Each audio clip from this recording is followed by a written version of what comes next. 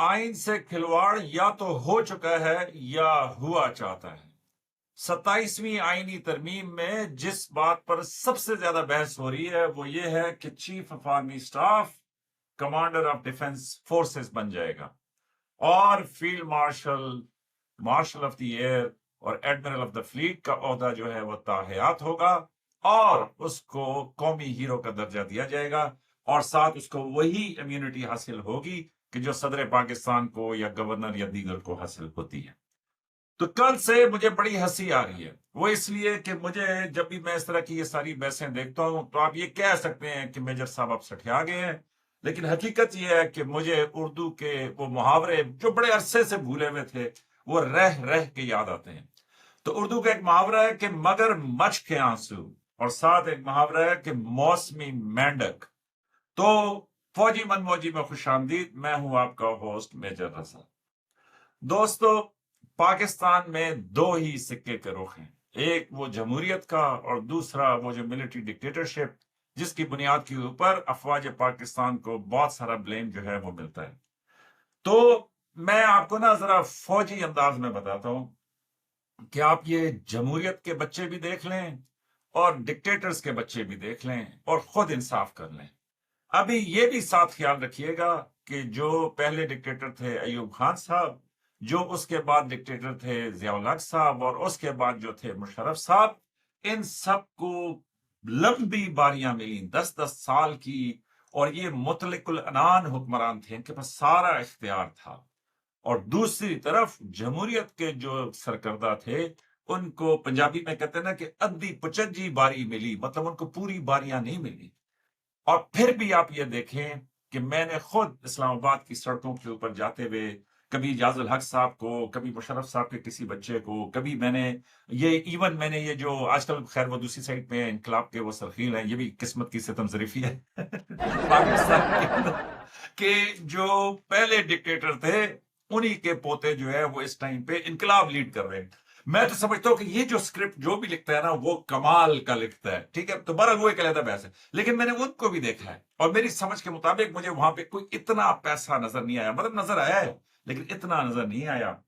لیکن دوسری طرف یہ جو ادھی پچجی باریاں لی ہیں چیئرمین سینٹ صاحب نے، صدر پاکستان نے، یا وزرائے اعظموں نے، یا وزرائے اعلیٰ نے، ان کے بچوں کی گاڑیاں آپ نے ٹک ٹاک پہ ان کی آڑیاں جاڑیاں آپ نے دیکھی ہوں گی، اور ان کو اگر آپ دیکھ لیں تو پھر تو وہ ڈکٹیٹروں کے بچے جو ہیں وہ مستحقین لگتے ہیں۔ تو اس لیے یہ جو آئین کے ساتھ کھلواڑ، اور پھر میں اس میں پریس کانفرنسیں کچھ دیکھ رہا تھا، ظاہر ہے یہ سوشل میڈیا کا زمانہ ہے، وہ خود ہی آپ کو دکھا دیتے ہیں، تو جو قبضہ مافیا میں مقام رکھتے ہیں، مطلب علاقے میں نہیں پورے پاکستان میں مشہور ہیں، وہ مگر مچھ کے آنسوؤں کے ساتھ کہ حقوق پامال ہونے لگے ہیں، ہمیشہ کی غلامی آنے لگی ہے۔ بہرحال یہی ہوتے ہیں مگر مچھ کے آنسو۔ میرے خیال میں اس کے اوپر شاید اردو میں ترمیم کر کے تھوڑی پنجابی بھی ڈال دینی چاہیے کہ مگر مچھ کے وڈے آنسو۔ تو بہرحال تو میں یہ کہوں گا، میرا جو اپنا یہ مزاحیہ پروگرام ہے، آپ نے سیریس نہیں لینا، ٹھیک ہے؟ بعد میں آپ کہیں کہ جی آپ نے یہ، بھئی دیکھیں میں تو من موجی آدمی ہوں، اس لیے ذرا ہلکے پھلکے انداز میں بات کرتا ہوں، یا جس طرح وہ پنجابی میں کہتے ہیں نا کہ جٹ کی بات کرتا ہوں۔ تو عوام کو چاہیے کہ اسٹیڈیم میں جس طرح آپ کنارے پہ بیٹھے ہوتے ہیں نا، تو اسی طریقے سے بننے پہ بیٹھ کے سکون سے اقتدار کی راہداریوں کی اس رسہ کشی کو، واہ کیا اردو بولیے، رسہ کشی کو جو ہے نا انجوائے کریں، اور کبھی اس کے نعرے لگائیں، کبھی اس کے نعرے لگائیں اور ان کو ذرا جو ہے نا وہ، مجھے اسکول میں اپنا ایک دوست یاد آ گیا، اسلام آفریدی، اللہ تعالیٰ اس کو ہمیشہ خوش رکھے، میرے زندگی میں جو بہترین شخصیات ہیں ان میں سے وہ ایک ہے، اور میں نے آپ کو بتایا تھا کہ اس کے والد صاحب نے اس کو کیسے ہمارے اسکول میں داخلہ لے کے دیا تھا۔ انہوں نے پرنسپل کو کہا تھا کہ پرنسپل نے ان کو کہا کہ یہ آپ کے بچے نے تو کسی مضمون میں ایک نمبر بھی نہیں لیا۔ انہوں نے کہا خوچا مجھے پتہ ہے اتنا نالائق ہے، اسی لیے تو تمہارے پاس لائے، اور اس بات پہ اسلام آفریدی کو داخلہ بھی مل گیا۔ تو ہم وہاں پہ جب ہاسٹل میں رہا کرتے تھے تو کبھی دو لوگوں کی لڑائی ہو جائے تو اسلام آفریدی چھڑاتے چھڑاتے لگا دیتا تھا دونوں کو ایک ایک۔ تو میں اس سے کہتا یہ تو کیا کر رہا ہے؟ وہ کہتا ہے یار لڑائی میں گرمی پیدا کیا کرو۔ تو میں عوام سے یہ کہوں گا اسلام آفریدی کی طرح کہ ذرا اس میچ میں نا تھوڑی گرمی پیدا کرے.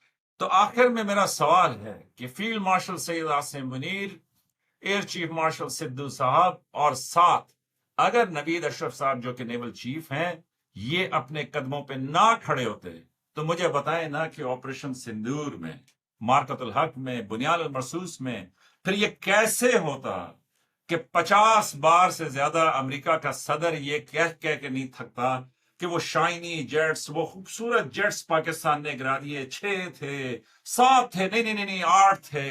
اور پھر آپ یہ دیکھیں کہ انڈیا کے وہ 1000 سال میں آنے والے پرائم منسٹر مودی صاحب جو ہیں اس دن سے چپ ہیں.